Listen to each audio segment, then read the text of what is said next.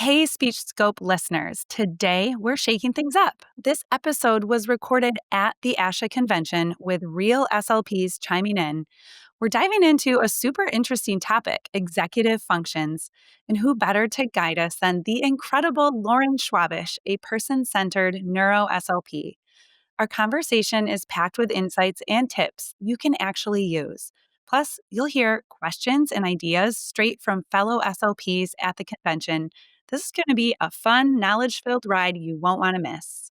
Today, I'm excited to be joined by Lauren Schwabish, a clinical SLP and an expert in the area of person centered neurorehabilitation. We are actually in the same conference room together at the convention center recording together. We're going to be diving deeper into the specific topic of executive functions, including recent research and actionable takeaways you can implement right away. Welcome to Speech Scope, a MedBridge podcast where we conquer challenging topics for the medical SLP. Our aim is to deliver actionable takeaways for clinicians like you through captivating discussions with experts in our field. To receive continuing education credit for this episode and access bonus resources, make sure to check out medbridge.com. Hello, I'm your host, Sarah Baar, a clinical SLP in Michigan with over 15 years of experience. I specialize in adult neurogenic disorders and the life participation approach. Lauren, it is so great to be sitting right by you today. You are no stranger to Speech Scope. We got to record a podcast last year about working memory. And just in case some listeners missed that one, can you get us started by sharing a little bit more about yourself and how you're involved with executive functions? It is amazing to be here with you at the ASHA Convention. So I'm Lauren Schwabish. I am a speech language pathologist. I've been one for 25 years. Most of that was in inpatient rehab. And then 4 years ago, I started a private practice that specializes in person-centered care. So I work with mostly adults who've had stroke, acquired brain injury, and mild cognitive impairment, amongst other diagnoses. And honestly, it was really in the last few years that I honed my knowledge and skill set in treating executive functions because I was in the community. And that's really where those skills I think are, most utilized. So it's a topic I am really passionate about. I love to see what you're up to in your private practice, and I'm so excited to learn from you today. We are going to be talking about executive functions, but not, just what they are, a step beyond that. Like, how do we talk to patients about executive functions? Well, it's interesting because yesterday you and I got to chat with so many speech pathologists at all different phases of their careers. So, from students through seasoned professionals. And it was very interesting to see that there wasn't an established definition of what executive functions are. So, if it's hard for us as trained speech pathologists to understand what these skills are, imagine how hard it is for our patients. And really, no matter what setting you're in or what domain of speech pathology you practice, any successful therapy experience includes opportunities for education and empowerment. So, helping a client to understand themselves, their strengths and impairments, and what interventions are available is essential for progress. And I think we really have to kind of work hard to make sure we all understand where we're at when it comes to executive functions. Yeah, it was interesting to chat with other SLPs, and I think the takeaway is this is kind of a tricky topic when we try to ask like some probing questions, and we don't have to feel like ashamed about that. It is a tricky topic, and that's the whole reason we're having this conversation today. So, why don't we maybe just get into it a little bit? Do you Yeah. want to? Yeah.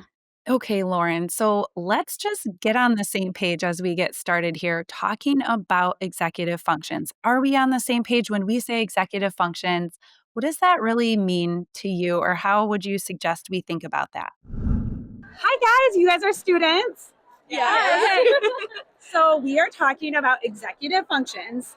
I just want to know, what have you guys learned about executive functions so far? It includes things like memory, Problem solving. sequencing. Okay, we'll just keep it going.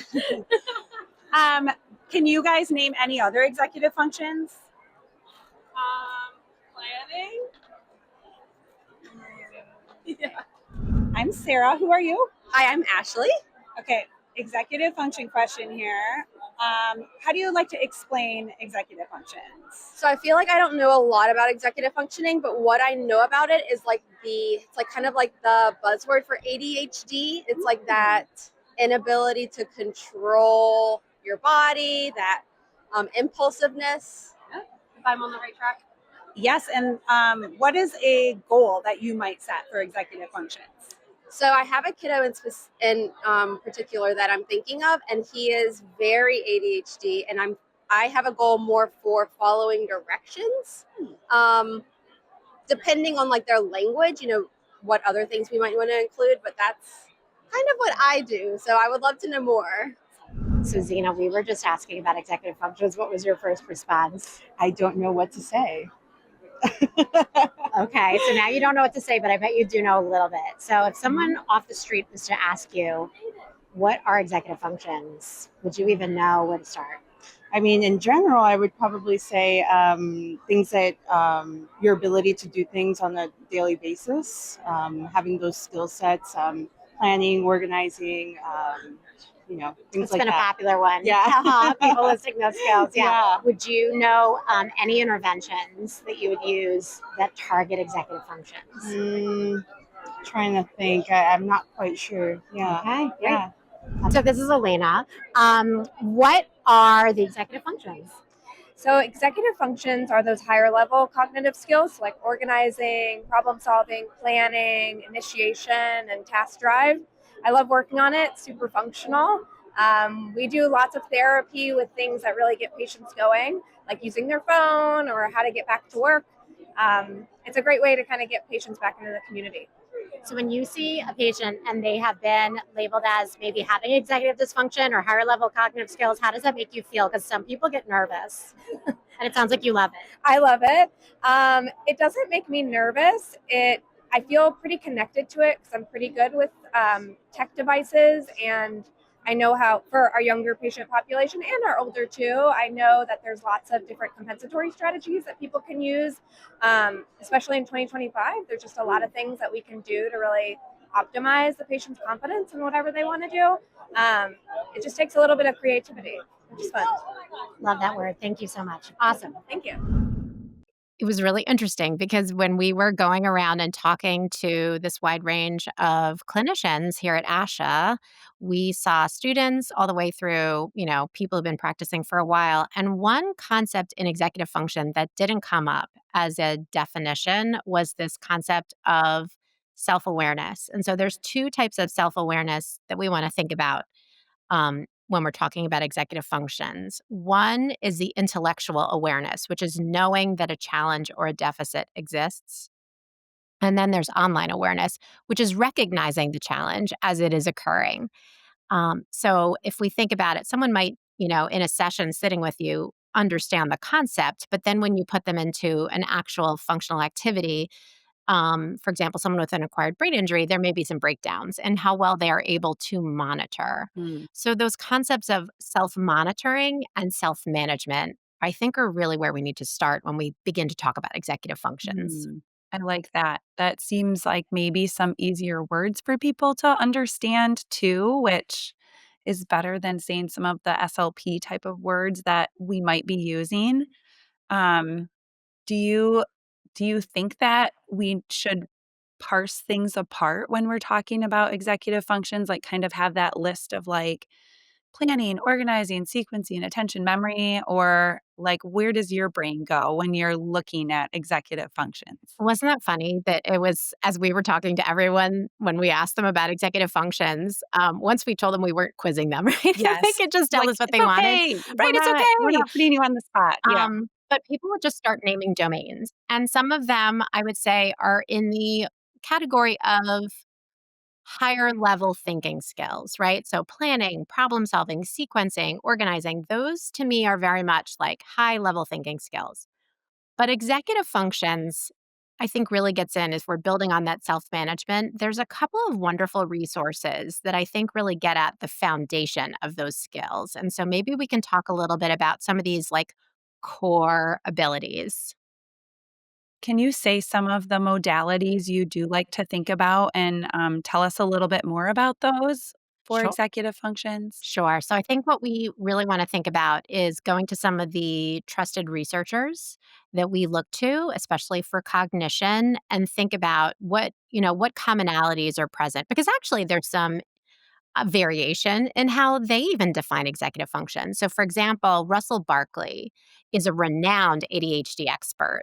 And he describes 7 abilities, whereas one of my favorite resources, Transforming Cognitive Rehabilitation by McKay Moore Solberg, Justine Hamilton, and Lynn Turkstra, talks about a model by a neuroscientist named Adele Diamond that has 3 core functions, right? So we really want to see like what are the commonalities Yeah. between these resources? And this is where I think we can really hone in Mm.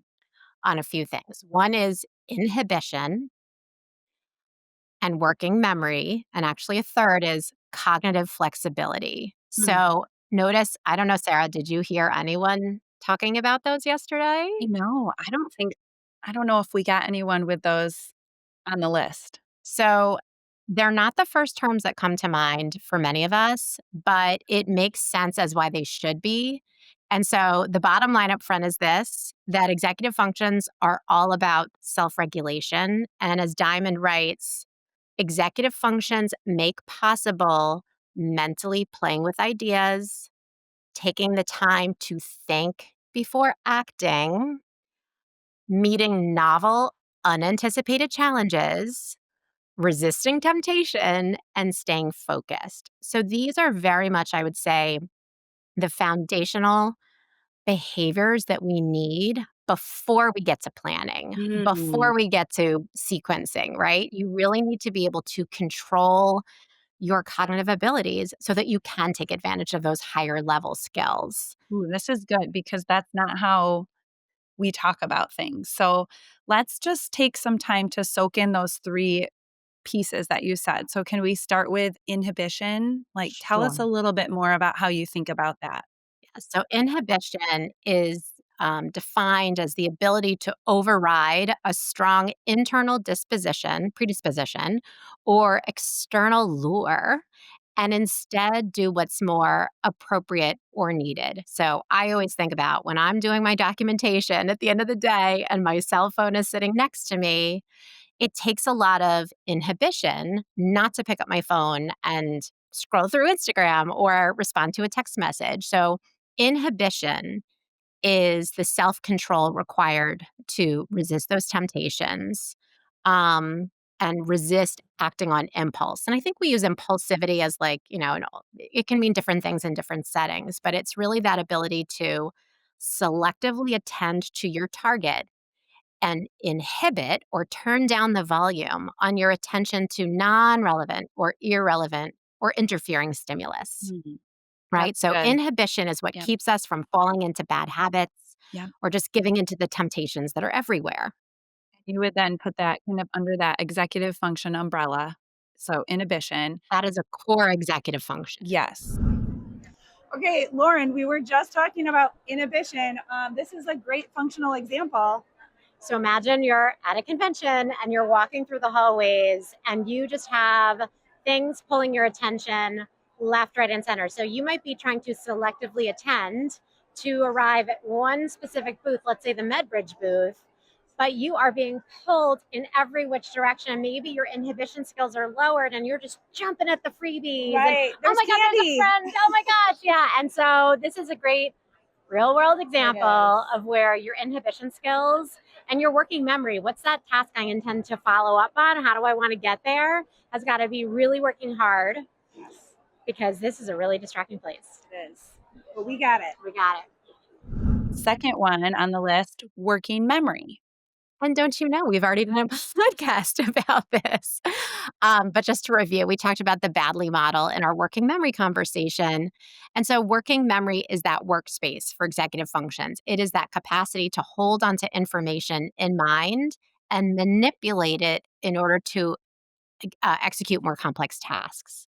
So, Russell Barkley describes nonverbal working memory as the mind's eye and verbal working memory as the mind's voice. So, a lot of the, I think, ideas we got from SLPs yesterday were talking about these higher level skills of planning and organizing, but really, truly, you can't do those things unless you have solid working memory. So, that is actually an executive function.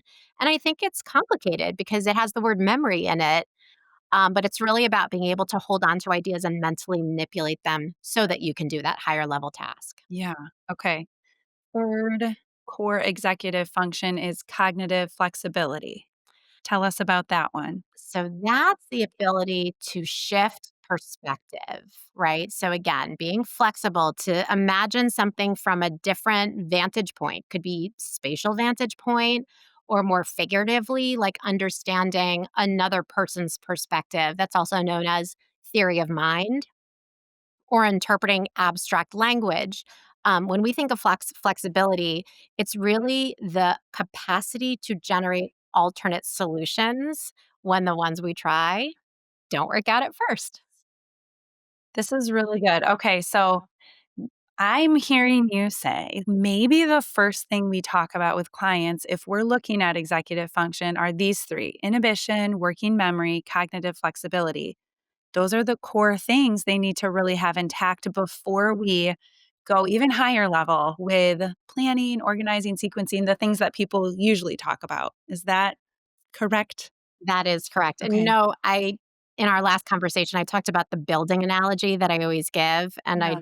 Without going into it completely, I think taking that analogy essentially that cognitive skills are built upon one another, right? So that attention and processing and memory, that those are the foundation. That's the basement and the lobby and the first floor of cognition. And that leads to the higher level skills. And the executive functions are in the penthouse, right? And if we're really truly making this analogy like shine, I think about the executive functions as the maintenance staff, right? They know every inch of the building and they can do everything possible to make sure that it's working the way it needs Mm, to. So I think we need to sort of tease apart the core executive functions, and those are the ones we just talked about, and how they allow us to access those higher level thinking skills. fantastic.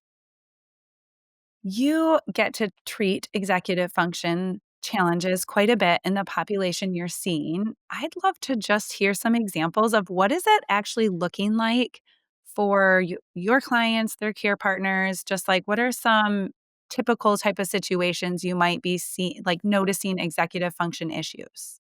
Sure. So, like I mentioned, I work with adults with acquired neurogenic cognitive communication disorders. So, just to kind of go through a sort of a diverse, range. Some of my clients have post concussion syndrome, and so imagine that individual who might jump into a complex activity like organizing their office paperwork or shopping for food without planning or organizing the approach, where it's actually the problem with inhibition. They just kind of Mm, jump in and they don't have a plan.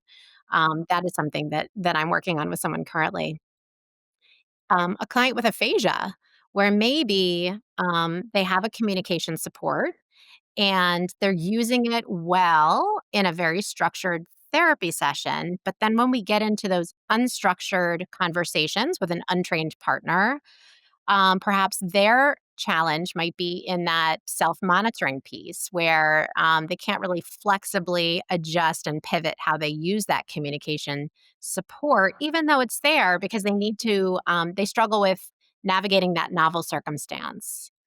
I have another gentleman who has chronic TBI, cognitive challenges from a TBI, and he has impaired working memory and he's somewhat inflexible cognitively. And he tends to fall into that autopilot mode where he is just responding to the stimuli. Most of the time, it's related to his phone, right? He just really struggles to implement routines and strategies. Even when intellectually he can tell me what they are, he struggles with that online awareness where we talk about, his cell phone as a casino, right? He's just trapped in the casino and he doesn't have the capacity to develop a plan, but it's really underlying the issue is that he's not monitoring and inhibiting impulses and distractibility.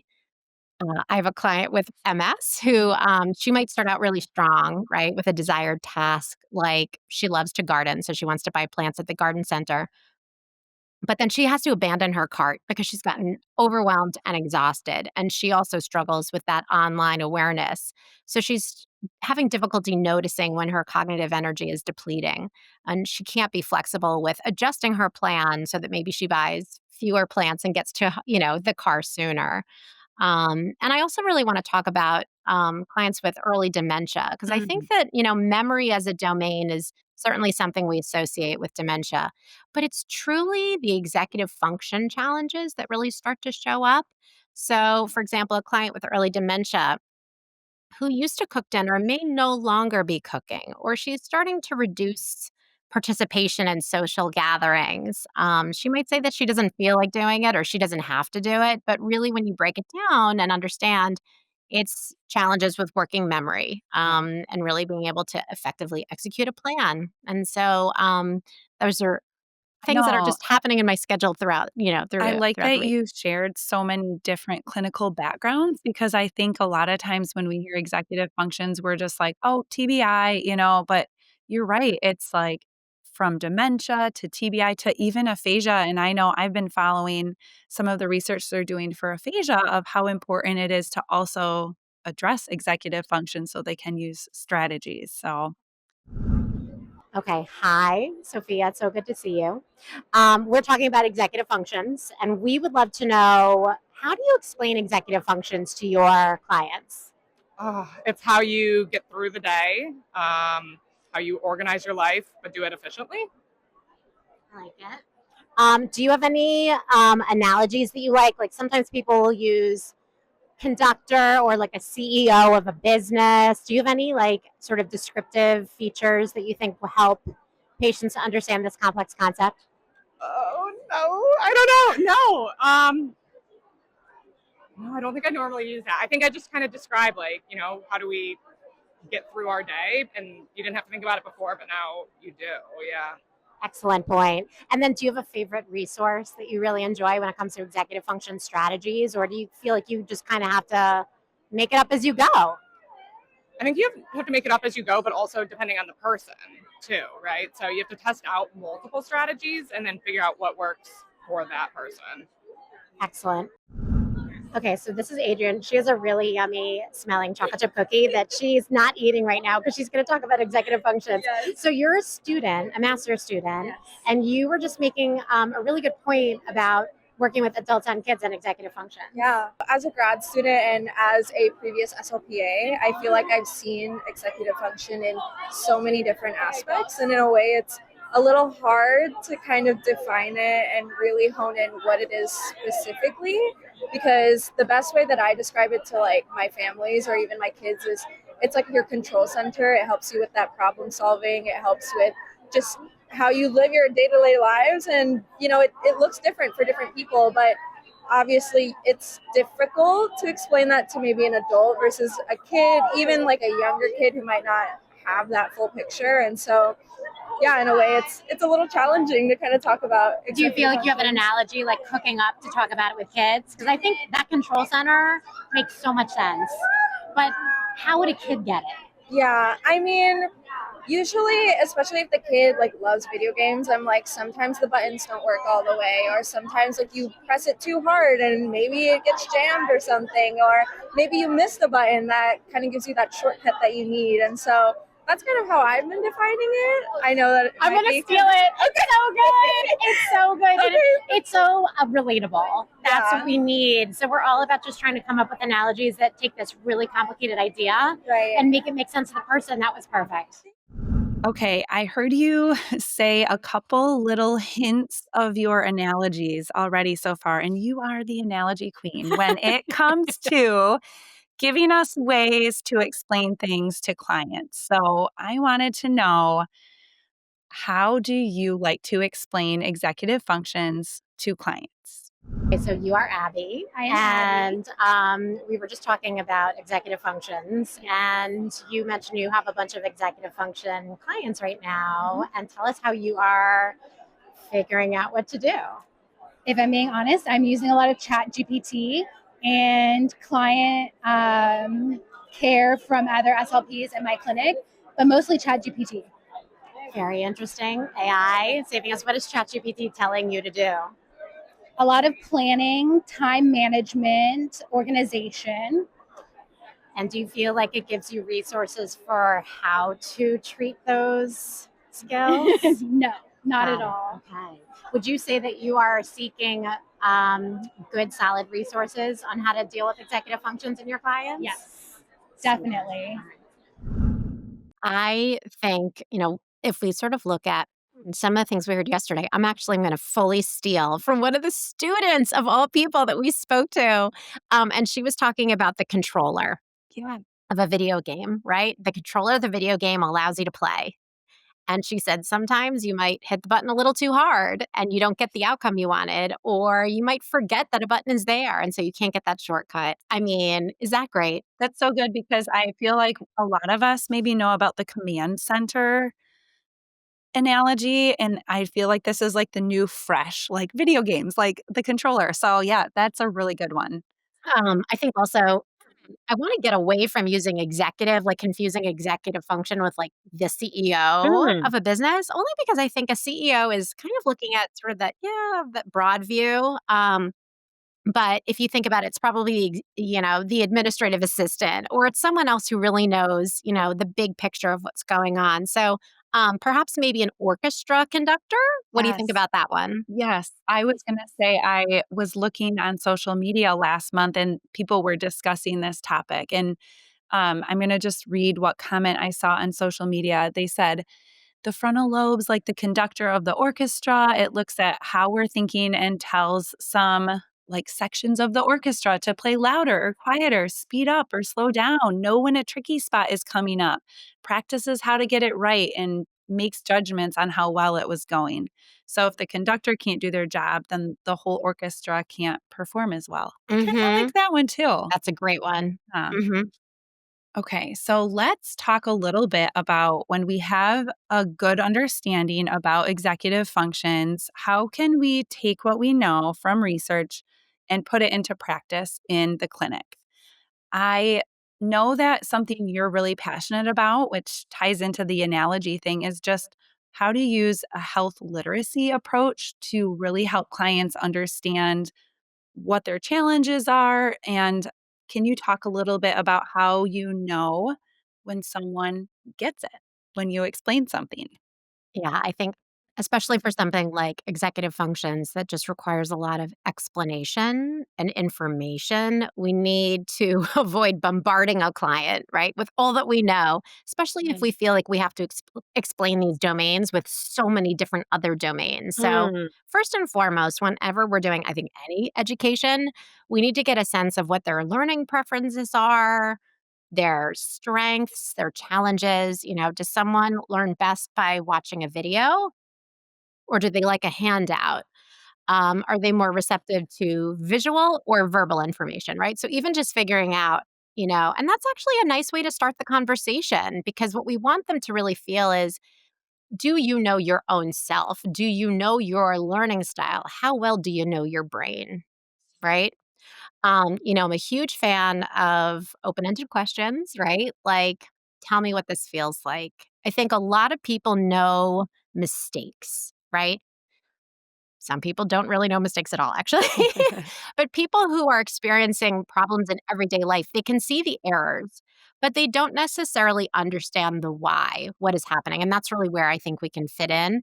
But it might be nice to get them started by just having them describe what feels difficult to manage during your day-to-day routine, or tell me what you've learned so far about your brain injury, or what tasks feel a little bit harder than they used to. And that really, I think, sets the stage for them to share some of their experiences. um, I always think it's nice to seek permission to support someone, just asking them if it's okay with them if we filled in some of the missing pieces. That might be explaining some ideas as to why these deficits are happening in terms of connecting it with maybe a diagnosis. And then, of course, I'm a huge fan of incorporating functional observation to better understand their process.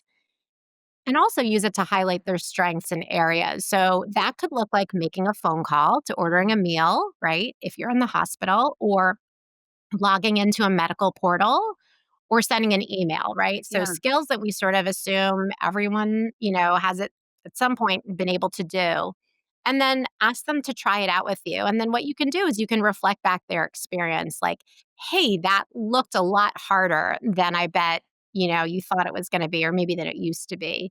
Always validating a success, of course, and then using that very moment to highlight potential strategies. So you're really starting with that feedback and observation. And I think that everyday skills are really where we hope strategies go. So we might Sure. as well start with them right away. Yeah. Okay, so this is Erin. And Erin, you just had the best answer. We were talking about one of your maybe top executive functions that you promote with your graduate students working with their clients. So, emotional regulation is probably the best example of what I say first to graduate students when they're working with clients. And my advice to them is to set up their sessions in a way that it not only supports their own executive functioning as a clinician, but also the executive functioning of the client that they're working with. And that usually means a predictable routine with each session so that the client knows what to expect. There are no big surprises that might throw off that emotional regulation, and to co-regulate with their clients so that they can be productive in the sessions while promoting that just a serene environment for them that feels predictable, routine, and with enough variability to get the outcomes that you're looking for in your clinical sessions. Amazing. And if you could just sort of quickly define what co-regulation looks like or what it means, how do you describe that to students? So this is a silly description, but I talk to students about if you were going to ride a horse can sense when you might be nervous. So your client might sense when you are nervous too. And so you want to go in with a calm, cool, collected demeanor so that your client is also matching that, and you're creating an environment that is very calming. I use that word twice, but calming for them, so that you aren't matching their escalating behaviors as you are working together. Amazing. Your students and your clients are so lucky to have you. Thank you so much. Thank you so much. Yeah. Do you feel like when you're observing somebody doing one of those kind of everyday but complex tasks, so like sending an email, and you're like, okay, I'm noticing some executive function issues. Do you feel like you are starting to pick apart in your mind, like those core, like this seems like a working memory issue, or this seems like an inhibition issue? Is that how you're documenting and like choosing it with them, or can they just have all the issues? I mean, I think that when you start to, it's like anything, when your knowledge is there, you start to see it everywhere. Yeah. So now that I know that inhibition as a core executive function looks like resisting temptation or turning down attention to irrelevant stimuli, I think the tech environment, especially using a phone, using a computer, is a great place because you see how quickly they might jump to or respond to something that has nothing to do with the task they want, right? So now I can sort of put the two together. Yeah. I have a lot of people who have notifications on their phone. And what will happen is, as we're working in that digital environment, they're responding to the notifications or they're answering a phone call when I ask them to do something else. And that's their difficulty with inhibiting their attention, right? Or attending to, conversations around when you really want them focused selectively. So I think that once you understand the concepts of core executive functions, you do start to see them. What I really also like to do with clients is to set up a pre and post task analysis. So Ooh. what that allows them to do is to predict how much time will this take? Are they going to make any mistakes? Might they need any assistance? And then have them complete the task and then go over it together at the end. So you're really just sort of highlighting, how did that go? What do you think? And again, if they're right on target, they might say, wow, that took me like twice as long as I thought it was going to.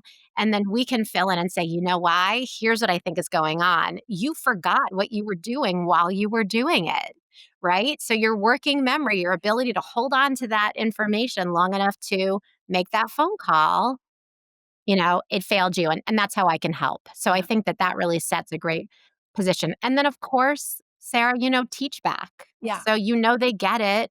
when at the end of your session you say, hey, I just want to make sure that what I was saying made sense. Tell me in your own words what we worked on today. So you are Laura, and you are, I think, one of the specialists in executive functions in many ways in my mind. Tell us how you talk about executive functions with your clients. Sure. I am a big nerd about executive functions. I love them. And the way that I explain them in a simplified manner is that executive functions are all of the tricks and strategies necessary to plan, throw, and then afterwards assess the success of a big dinner party. So you've got all your types of attention, your initiation, problem solving, memory, they're all in there. And then tell us some of your, maybe like one or two of your favorite executive function strategies, because you're a big compensatory strategy queen. What are some of the strategies that you really think are helpful for executive functions? Yeah, so I love all the metacognitive strategy instruction components. I love the one that I often use as an example because most people have heard of it is goal, plan, do, review. So in that you are forming a goal and you're identifying how are you going to accomplish it, and to form the plan is often the trickiest part. So I often have clients prompt them from identifying their end goal and then working backwards, back up to their starting point. And then once they're back up to their current starting point, they have a beautifully sequenced plan. Another one is swaps, which is stop. It's for problem solving. Stop. What's the problem? Identify alternative solutions. And once you have those, I usually prompt clients to come up with at least 3. And then you pick one. And after you've completed the solution, you ask yourself, am I satisfied with the result? Swaps. I love it. Do you customize your pre and post activity to the client then, or do you have kind of like a go-to activity that you often find yourself doing? I'm just like curious about that. So we're talking about executive functions. What is a goal you might work on for executive functions? Sure. I might help my patient with planning or sequencing a really salient task. I have a lot of folks who want to get back into being able to use their smartphones, and there's so many tools they can use within that to help them organize themselves and help remember things. So it's like touches everything. What would intervention look like for executive function? Yeah, I'd first talk to them about what their goals are and what they want to be able to do with their phone and where they might see their struggles. I'd also talk to their family and get their insight too. And then we might just sit down with a problem. If they're struggling, I'll think of what strategies would best serve them to be able to get through it. And we figure out what avenue to take so they can follow the strategies with increased independence. Okay, I'm here with some fantastic students, first time at the convention. We are talking about executive functions, and we're wondering if you had a client that needed to work on executive functions, what would you do in therapy? I mean, I think I would focus on things like problem solving, planning, judgment, like social circumstances, things like that. Yeah.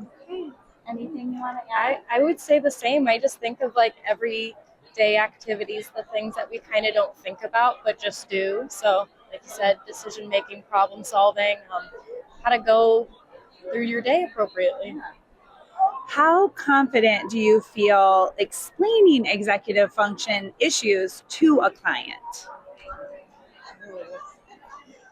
Well, right now we're getting there, but I don't know. It's a very ambiguous subject, so I feel like you have to find a way in which it almost makes it black and white to describe it because it's such a gray. Do you feel confident explaining executive functions to a client? I think I still have ways to go in, patient interaction, but I think explaining it in ways that connect to their daily activities that are personal to them, like what things are they doing in their life that they may find difficulty with now because of their difficulties with executive function, And that may be an easier way for them to kind of picture. You guys are on your way. Okay. Hey, Alex, we're talking executive functions. Can you give us an example of something you might do to target executive functions? Yes. So I'm thinking of a particular patient I had who I work with adults and seniors. And this was a senior woman who was having trouble participating in her book club that she had with her family members. And so after her condition, planning, organizing, sequencing all these steps was just like really difficult for her, but she still really wanted to have this book club. So we worked on just like breaking this task down with just step one, let's find the book. That was it, because she was worrying about who's going to be in this book club, when am I going to host it, am I going to be able to read and understand, and so really just breaking it down, right, to make it as easy and simple as possible. So first step was, let's just find the book. I think I would say the pre and post task analysis, I think is that it sounds really very clinical, right? So, what I really just want to sort of encourage them to do is just evaluate themselves, right? Just to predict. And typically, we pick something that is very significant and meaningful, or something that they maybe customarily used to do pretty easily. Because I think if someone has always been able to log onto their bank website, right? Or they've always been able to pick up a phone and order what they want to eat. Those are things that feel like they should be easy. And so when they're not, and we use that sort of like, tell me if you were going to grade yourself or you were going to evaluate yourself, how do you think you did? We can start to build or get a sense of that awareness, how well they're able to do it. Once you have identified with the patient, okay, yes, there are some executive function challenges going on. What are some ways that like you might target that in therapy, or how might you address that? What would like the next steps be? Do you work on it for a lot of weeks? Is it just like a session or two? For me, it's hard to get it done in a session or two, because the foundation is really about education and making sure they understand executive function. So I have a handout of some of the common executive functions where I talk about the core executive functions, right? And then we talk about the higher level skills. And what we'll do is we'll look at it together and try to match up which one of these areas is showing up in your everyday life. So that's probably like one or two sessions. And then, of course, really from our evaluation, but all the way through therapy, is we think about what do you need to be able to do? And everyone has something that requires executive Sure. functions. Sometimes it's communication, right? Someone might say, because I have difficulties with inhibition or working memory, I interrupt a lot, right? You'll hear that from a lot of folks who just say, if I don't say it immediately when I'm thinking about it, I'll forget it. And so we might say, well, let's kind of come up with a way to prepare for a conversation, to be able to maybe even have some external working memory support so that you can see what you want to say and then have it ready to go. You don't have to hold everything on, in your working memory all at once. So as soon as we can really help a client to come up with a goal and an activity that's meaningful, we want to practice that as much as Yeah. possible. And typically that might mean looking at minimizing distractions, right? Trying to create an environment that does not have all of those things coming at them, especially if they struggle with inhibition.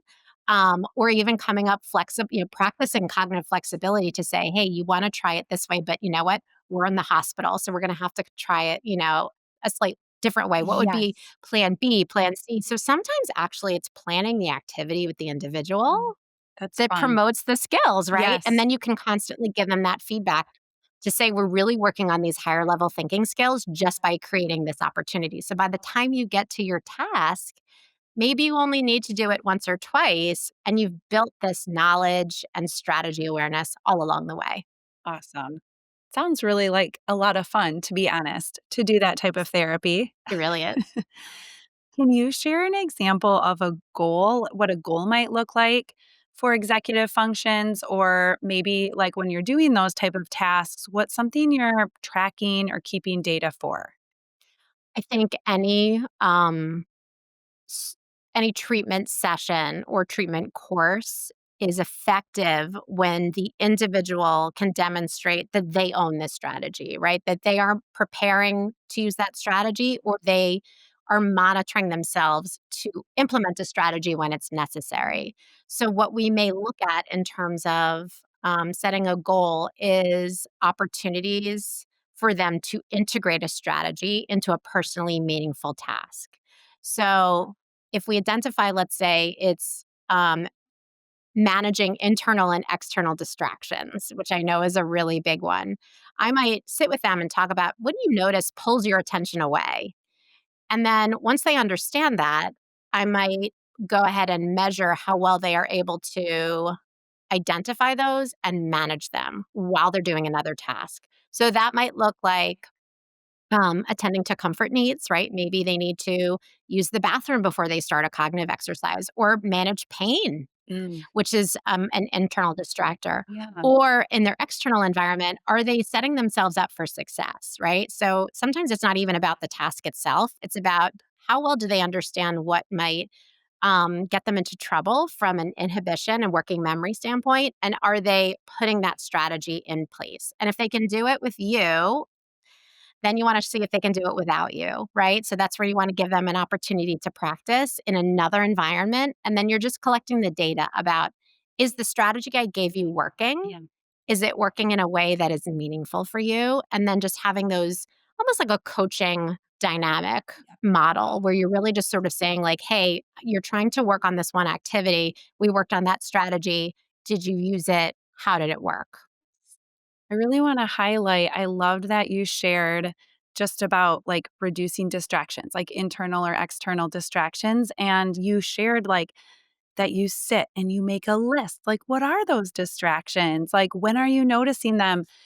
So often in the settings we're in, we have that as just kind of like a quick tagline, right? Like, well, minimize distractions. And we don't really do anything further beyond like saying that phrase. And I think the picture you painted of like, no, that's actually what the therapy is. Like you pick that strategy and then you make it personal. Like, how is this popping up in your life? And how can we like use this strategy to help you succeed?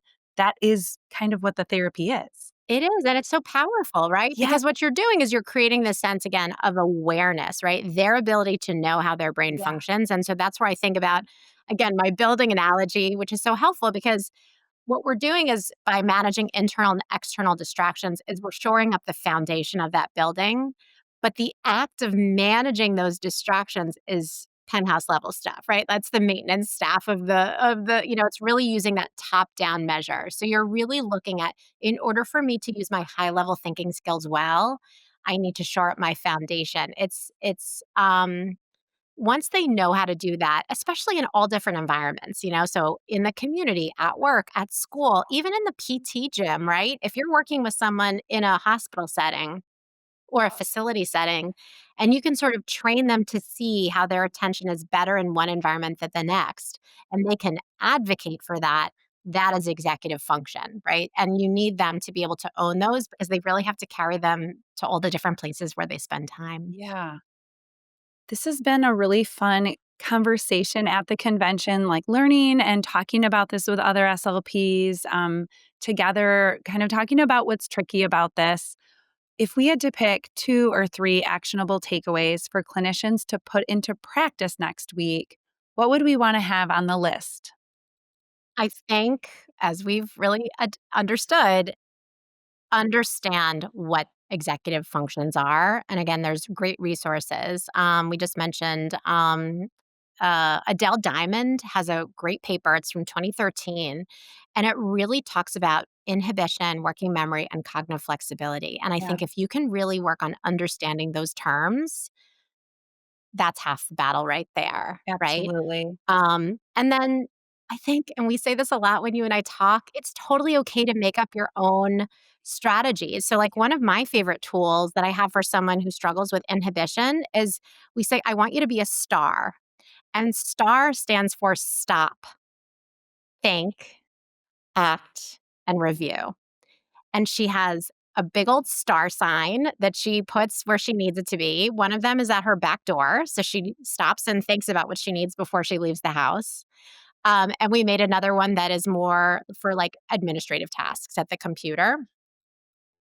I don't know where I got that strategy, It's cute. Sarah. It's like, it reminds me of goal, plan, do, review, except it's like to her needs and it's like kind of empowering for her. But right, we have the freedom to make these adjustments for the client in their situation.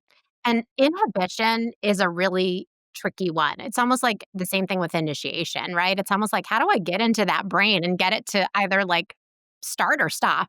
So I think what's really powerful is that the STAR strategy, the first letter is S, and that stands for stop. And so I think it's a very powerful way. And you know how I know it's effective? She knows what it is and she uses it on her own. Yes. Use what works. Use what works. And so I think that in that way, I'm able to tackle this very complex executive function of inhibition, but in a way that my client fully gets. Lauren, this has been such an interesting conversation. It's been fun to wrestle with some of these ideas with other SLPs. Thank you so much for your time today. As we wrap up, do you have any final words of wisdom or inspiration that you would like to leave with the audience? Speaking for myself, it really took me 21 years, 25 years, right, to really feel like I understand what executive functions are and treat them really effectively. So, and also based on all of our wonderful chats with SLPs at the ASHA Convention, you're not alone if this concept feels foreign. And as always, I think just, trust your resources. So this podcast is hopefully a good place to start some of the research that we talked about. And I'm always here if people have questions. Yes. Thank you so much for being here, Lauren Schwabish. You are delightful. We love to hear your person-centered takeaways. Thank you for your time and expertise today about executive functions. Thank you. Thank you for tuning in to this episode of Speech Scope by MedBridge. Please be sure to subscribe and listen to more of our episodes on Spotify or on your favorite podcast platform and at medbridge.com. If you're listening outside of the MedBridge catalog and would like to access the bonus resources and receive continuing education credit, simply log into your MedBridge account and search for this episode to find the accreditation details. SpeechScope also listens to you. If there's a particular clinician that you'd like to hear from, or if you have a clinical question or challenge that you'd like to see addressed on this podcast, please let us know by leaving a comment on our Instagram posts or by emailing podcasts@medbridge.com.